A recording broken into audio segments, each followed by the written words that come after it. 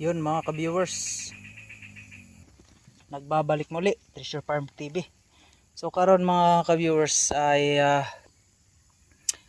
nag-harvest po ako. So ipapakilala ko yung kakao namin dito. So ipakita ko at sana ay may matutunan kayo. So ito yung kakao namin, ito pula at saka yellow. So hinog na po siya pareho. So ito ang kakao namin, ito yung tawag na dito is keto. So ito yung keto na kakao.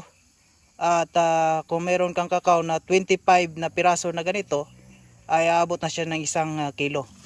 Itong isa is PVC 123.